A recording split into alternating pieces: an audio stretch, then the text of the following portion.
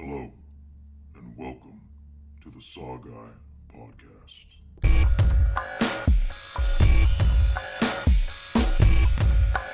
Like scary movies. What's your favorite scary movie? Here's Johnny. We'll tear your soul apart. The boogeyman is real, and you found him. Game over, man. Game over. What do you want? I want to hear you scream. From the front time, bitch! Welcome to the SaWGuy podcast. As always, I'm the SaWGuy, bringing you episode number 16 on 13 Ghosts. That's right, 13 Ghosts, the remake. A lot of people are looking at me like, what the fuck are you talking about, a remake? Yeah, 13 Ghosts had an original with Vincent Price, but this episode's all about the remake. This is the one that came out in 2001, 2002 time frame. I chose to do this film because I do tend to favor more of the gore, the slasher type genre, and I've been getting a lot of comments, tweets, messages saying, well, you haven't done a supernatural film yet, and granted I haven't, so I figured, well, might as well start with a cult favorite that everybody knows, 13 Ghosts, right? And if you've never seen 13 Ghosts, I recommend seeing it, the remake first, before you see the original. Not too many people like the original because it's all black and white, and it's got that old touch to it, but if you get a chance to see that one, I say see that one too. There's a lot of similarities between the two, but it's not shot-for-shot remake. Not as bad as, Psycho when they tried to remake it. Man, that was a bad one. But anyways, 13 Ghosts. Let me break it down for you and tell you the whole story, what it's all about. 13 Ghosts basically follows this ghost collector. His name is Cyrus. And he collects ghosts, but also hunts them, right? So the whole story goes is that he's down to, I think, the 11th or the 12th ghost he's going to catch. And this is the beginning of the film. They're trying to catch this ghost. His name's the Juggernaut. They call this guy the Juggernaut, or the Ghost, because when he was alive, everyone kept fucking with him. So as he got older, he went to go work at a junkyard. And people would go into his junkyard. He would kill him or whatever.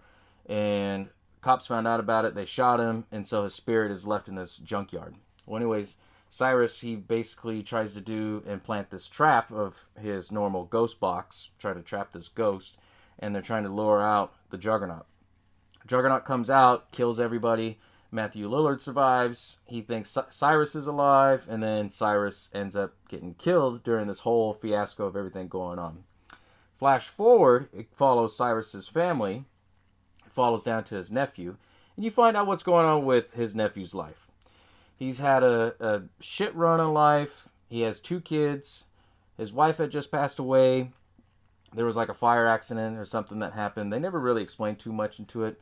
He had to hire a maid. You find out the home life isn't good. Everybody's at each other's throats. Then they get a knock on the door and it ends up being Cyrus's lawyer. And he wanted to talk to his nephew. His nephew was Tony Shalhoub. Well, anyways, he starts talking to him saying, hey, do you remember Cyrus? And he starts saying, oh, yeah, I remember Cyrus. I'd see him from time to time. And then he tells him the whole story about how he passed on and everything like that. And when he passed on, in his will, he said that he wanted his nephew to take his house. They think that the lawyer is joking. So the lawyer says, okay, pack up your shit. Let's go over here and check out the house. So they all pack up, and they all think they're going to move into the house. They go into the house, and as they're going in, Matthew Lillard's out there. He played basically the ghost hunter. He did all the dirty work and everything for Cyrus, and Cyrus would pay him, right? So his name in the movie was Dennis. And anyways, Dennis, he goes in with them, and he's disguised as a power plant worker saying, oh, I need to check the power and everything. Lawyer thinks nothing of it. It says, all right, whatever, just come on in. They start examining the house and everything. He gets them comfortable. Then the lawyer says, all right, I'll be back. He goes downstairs. And I guess Cyrus was supposed to leave him a cut or a pay or something. And as he's going down, you see the corridor of all these ghosts. And I thought it was pretty badass, is that he's going through, he's wearing the special goggles. Because in this movie, you can only see ghosts if you're wearing the special goggles. Otherwise, they're just plain spirits. And they played off on that in the camera, where you would see them, then they flash, see them, and they flash. And every ghost, it was pretty cool how they did it in this movie.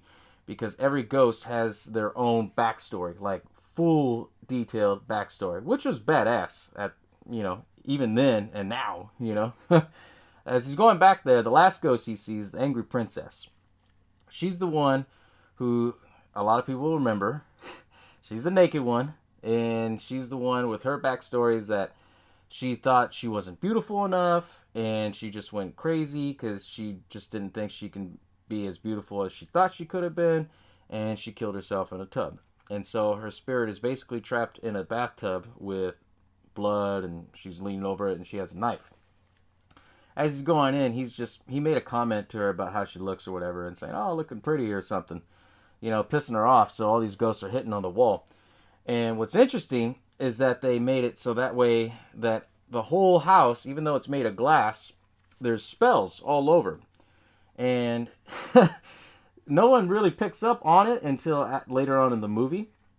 But then you find out later on that after the lawyer was just fucking with them, he goes inside this room, gets his cut or whatever, and as he does that, then all of a sudden this gear shifts and everything starts shifting around in the house. Kind of like Saw a little bit, So you see all the different gizmos and everything, camera pan angles and moving and all that shit. Well, anyways, the first ghost that comes out is the Angry Princess, the one he made the comment to, and she's ready to strike, ready to kill him. As he's backing up, the whole house is still shifting, and the glass door, or not the glass door, the glass wall just cuts right through the lawyer, right in half. And you don't know, because you're like, what the hell? And then all of a sudden, just, woo, that glass out is just sliding, woo, and you see that his body just got cut in half. And I was like, whoa, what the fuck is this? This is pretty cool, I think that was the only goriest scene that you'll see out of the whole film. But for what it was really cool how they did that, because they actually showed that the lawyer was just stuck, his eyes moved, they went white, and then it just whoop. So the lawyer, he started this chain reaction of opening up all these different, ghost boxes that have all these ghosts contained. And so these ghosts, they can only follow a pathway around the house where there's no spells on the walls or on the glass walls, right?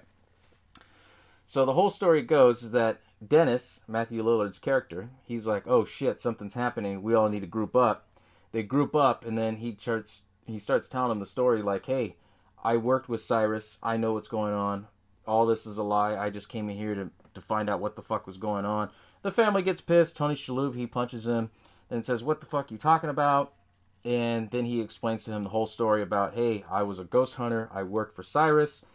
He would pay me to go find these ghosts. We kidnap them, collect them. Well, what was Cyrus trying to do for these ghosts? Nobody knows, right? As this whole thing is going on, this other chick, she comes in, and you don't see her much in the beginning. Well, I think you see a glimpse of her in the beginning saying like, oh, you shouldn't do this. She was a ghost rights activist, right? I don't know how the fuck that happened, but a ghost rights activist, yeah. I can't make this up. So anyways, she worked with Cyrus. She goes into the house. They never explain how she snuck into the house or how she was able to get in with everything all moving around. They never did. But the whole story was she was going in there trying to figure out what the hell his whole motive was. Well, one of the 12 ghosts that's in there was Uncle Cyrus, the uncle, right? And he comes out and basically says, okay, well, now that you brought me my book, now that you brought me what I need, I don't need you anymore. He basically puts her in kind of like an enclosed room, and then she gets smashed, and that's the end of her. And as they're all stuck in the room, the family and Dennis and all of them, they get split up again because they can't find Tony Shalhoub's son. And he was like a 10-year-old kid, or 9. And he was one of those kids, typical 90s kid, like riding the scooters and the shit. That was popular for its time, running all around. And they all split up trying to look for him. And the whole time as they're going through, they all have a pair of glasses and they all see the different ghosts. And it's pretty cool because every ghost has, like I said, has its own backstory. So they see a ghost of like a torso who's just moving all around, right?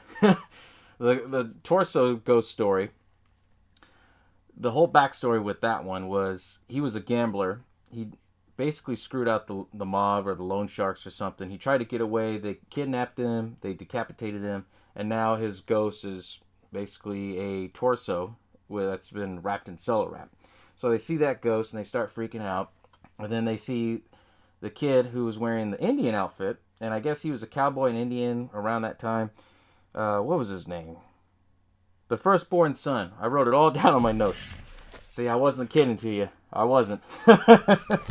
Each ghost has a lot of details behind it, which is really interesting for this film. I was like, what the fuck? There's more backstory to this ghost than there is to the whole movie. But anyways, they start seeing a little bit of the ghosts here and there and stuff like that. They start freaking out. Then one of my other favorite ghosts comes out, the Jackal. And what's cool about the Jackal is that he's just this mad dog, crazy, fucking insane ghost, right? His whole backstory is that he didn't like prostitutes, and so he was killing prostitutes, and then he committed himself because he thought he had an issue, which that's a wink to Jack the Ripper, obviously. We all know that, right? And his ghost was tormented, and he had a cage on his head and stuff like that, trying to prevent himself from going crazy, and that's how his spirit ended up being, was that he was crazy. There's a scene that he breaks out, and it shows that he's just running super fast. It was just that 90s feel of how they do, like, the fast action motion. But anyways, he grabs Shannon Elizabeth and drags her. And he drags her to the point where the wall shuts. And when the wall shuts, then all of a sudden, you find out that, okay, well, this isn't a joke. These ghosts are for real. They're coming after everybody, right? And the ghosts in this whole movie have no motive, just trying to get the fuck out of the house. And they can't because, there's all these spells around. And that's what the whole movie's about. So Cyrus, as he's coming up with his plan, reading through the book of the devil or the Saintism or ghost hunting book, something, they never really explained it. He's trying to build up this elaborate trap of trying to keep all these ghosts together, and he's trying to collect a 13th ghost. And then you find out towards the end that the 13th ghost the whole time was his nephew. Why was it his nephew? Because he needs a ghost that loves his family enough to try to sacrifice himself to save them. Because every one of these ghosts, it kind of follows the rules of Seven, the film. So you have your glutton, then you have your vanity. That I didn't really know that until I started watching the film. Like, oh shit, okay, this is pretty cool. It's got a Seven-ish twist to it, So he needs a ghost from all these different types of the ways they died, of how they lived their life. You had the spoiled kid. You had the mom who babied her son until he was a big glutton, stuff like that.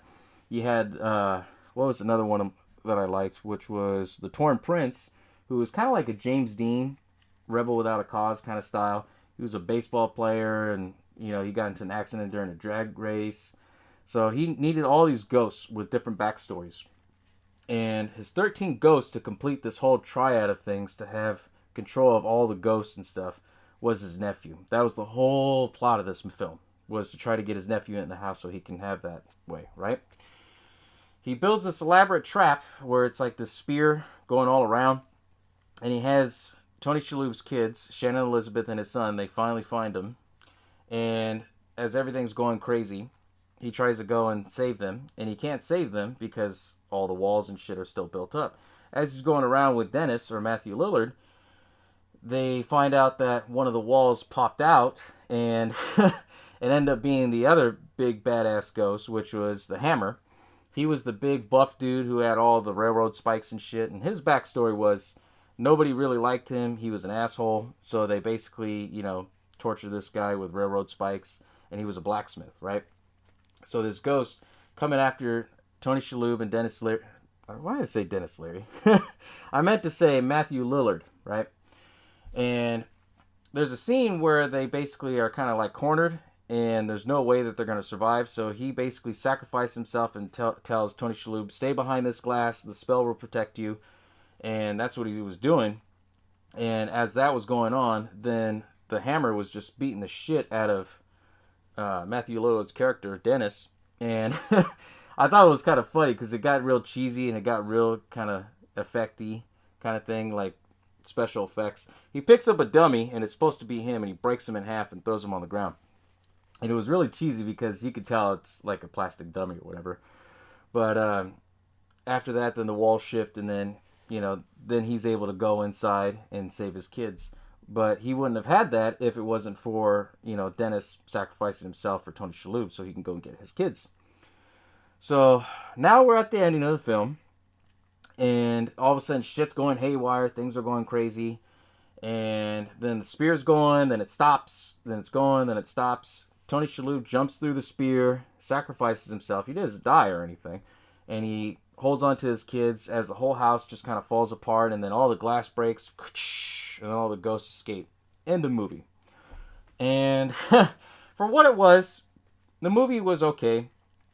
It had a simple plot, right? But I thought it was interesting that the ghosts, all the 12 ghosts, because they call the movie 13 Ghosts, but there's only 12 ghosts. The 13 ghosts was supposed to be Tony Shalhoub. But the interesting thing was the fact that all these ghosts had their own separate backstory, which was really cool. If you've ever seen 13 Ghosts on DVD or have the DVD, there's a secret menu. And I remember this because I was watching the shit out of this when it first came out when I was young. You go on the special features, and on the menu, click right, and it will show you like all their cards, and then it will tell you all like the different things about each ghost, right? And out of this movie, all the ghosts had like really, really good details about everything. I already mentioned the gambler. I already mentioned the torn prince, the angry princess, the hammer, the big blacksmith dude, the juggernaut, the big bad motherfucker who was breaking people in half. He was in the beginning. The jackal, the one who's the Jack the Ripper kind of ripoff. There was other ones too. They had what was it? The bound woman, which they got really detailed with her. She basically was this beautiful girl, have anybody that she wants. She basically cheated on her boyfriend. Her boyfriend got jealous at the prom. This is the backstory, right? And he kidnapped her, and then he bound her and basically asphyxiated her. And she's the chick who's just like bouncing around with like a gag around her neck and stuff like that, which I thought was pretty crazy. I was like, whoa, okay, they had this whole backstory and everything, like how she was in previous life and how everything happened. Because when you see the ghosts in this film, the ghosts they all look the same as they would in human form. The only difference is like if they were killed with an arrow to the head, like the firstborn son, the cowboy and Indian one. That's the way they were, or the torn prince, how his face was all fucked up from the drag racing accident. That's how they kept them. The one that I thought was kind of messed up out of this movie was Tony Shalhoub's character. When his wife had passed, Cyrus had kidnapped his wife's soul or her ghost, and she was the fourth ghost. And I thought what was interesting is that they made a wink at it, a huge wink that she was number 4, right? In Roman numerals, IV stands for 4, right?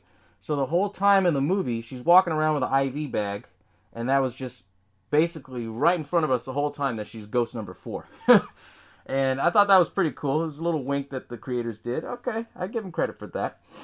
But every ghost, they all had simple guidelines and stuff that they had to follow in order for Cyrus to collect and build his contraption or whatever, There was really no big ending sequence to it, I guess you could say, because he just wanted to collect all the ghosts and have control over them. That's what they implied. They never said really the whole plot and all that stuff.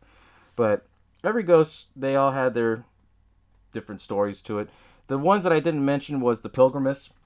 That was the one from like the Pilgrim times. They assumed that she was a witch. They killed her, and I'm trying to remember for the life of me, which one was she? She was the one like in the Pilgrim outfit, but she didn't have anything too messed up. I think they drowned her. That was her story. Then the other one, you had the ghost mother and the ghost child, or no, the ghost child and the dire mother. The dire mother was like a little person, and her backstory was they put her in like freak shows and stuff. People would fuck with her. Then she was basically harassed and raped, and then she had a son. And when she had her son, she babied him all the way up until he was an adult, still in diapers and stuff, still treating him like a baby, right? And the reason why they became ghosts is because somebody had accidentally killed his mom, and the baby just went crazy. He was already an adult, but at this time, he just went apeshit crazy, and they killed him and killed her. And that's basically all your 12 ghosts. The 13th ghost, Tony Shalhoub's, basically, well, his character's name in the movie, I wrote it down all over here. His name's Arthur. But he was supposed to be the 13th ghost because Cyrus needed a broken-hearted ghost. right? Someone that would sacrifice himself. I already said that, you know? So every one of these ghosts too, they all have their different names. The Torso, the Bound Women, the Withered Lover, which was number 4. Torn Prince is number 5. Angry Princess was the naked one, 6. The Ghost Child and the Mother, 8 and 9. The Pilgrimess was number 7. They never really explained why they were all in specific numbers, but I thought it was pretty interesting, pretty cool, you know. But it's one of those films, 13 Ghosts, this remake, it's either you love it or you hate it. Everybody that I know, that I've talked to, they've all loved this film. My generation, even the younger generations, which I don't know how the fuck they've been seeing this film. But I thought it was kind of funny because, you know, you see this film a lot. It comes on Sci-Fi Channel during Halloween. It comes on El Rey Network now. That's a new channel that plays a lot of the different horror films. And for what it was, this film was always really good. It was interesting. Just the fact that all these ghosts had more backstory than the actual whole story of the movie itself. And I say it's either you love it or you hate it. And the reason why I say that is because a lot of people love it because of the intricate details and everything they put in for the ghosts, even though you only see them for a few seconds, maybe a couple minutes here and there. But other people that I've talked to that are huge horror fans like me, you're probably one of them too, you know, they don't like it because it's basically a remake, you know, and I get it. Obviously, remakes or whatever, but the original 13 Ghosts, it was great for what it was, but it was one of those films that was made like so long ago that everyone kind of forgot about it, that if they would have remade it, no one would ever know that there was an original to begin with. You know what I'm saying? But they don't do that now with movies, but during the early 2000s, they kind of dipped their toes in the water a little bit with some of the remakes. But this is one of those ones that just really popped out. And a lot of people liked it because of the fact of, you know, it's creepy, it's scary, there's different ghosts, different hells, I guess. That's what everyone tells me. If you got a different opinion, let me know in the comments below, because I'm anxious to hear what you guys think about 13 Ghosts. Did you love it? Did you hate it? Another thing I want to bring up, why a lot of people didn't like it, was because of the effects. And I'm on borderline on that. I'm on the fence. And the reason being is because obviously you could tell where they spent all the money on the effects, like the ending contraption where it's holding, you know, the kids and shit like that. But you see other scenes where the hammer is going to break Dennis in half and it ends up being a dummy. Like, really? I mean, I get where you put all the money into, but at least, you know, kind of like cover it up, dude. Don't make it so obvious that it's a dummy, but, you know, classic B-rate, you know. This film wasn't meant to be so much B-rate because it was released in theaters, as I said, but it didn't do too well. I mean, you know, it was more garnered for like the younger audience, like 20, 21, around that age, you know. It's not like films like today, like Truth or Dare, where it's like for the 16 and 17-year-old kids, you know. But what was cool about this film, I like it. You know, if it's on TV, I'll watch it. If it's one of those films that's on Netflix and I have my choice of all these other films, I probably wouldn't. You know, unless I really wanted to watch it, because the plot is simple. There is a little dialogue where it gets kind of slow. You know, obviously they have to get it a little slow to explain the whole story and everything like that. But I love the film because of the ghosts. The ghosts look badass. They did a damn good job on it. I would have loved for them to do a sequel, or at least a prequel as a sequel, but they never did anything with it because I'm not sure if it made its budget back or if it did over. I think the DVD sales kind of bumped it up a little bit, but they never went back on it. They never did a prequel. They never did anything about that. There is rumors around saying they are going to remake it now with the technology we have and stuff like that, and probably do it in 3D, which would not be a bad idea. I mean, this film alone, if 3D was around, this would have been badass in 3D with the ghosts and shit coming out at you. I would have liked that. What do you guys think? Let me know in the comments. Wouldn't it have been pretty cool in 3D, right? You know? I'm not the only one that thinks that. But for what it was, for an early 2000 film, it just, you know, that was the down years of horror. It really was. Because mid 90s, you had Scream and Ghostface. But that was really the big thing. Everything was all like slash and gash kind of films, like I Know What You Did Last Summer.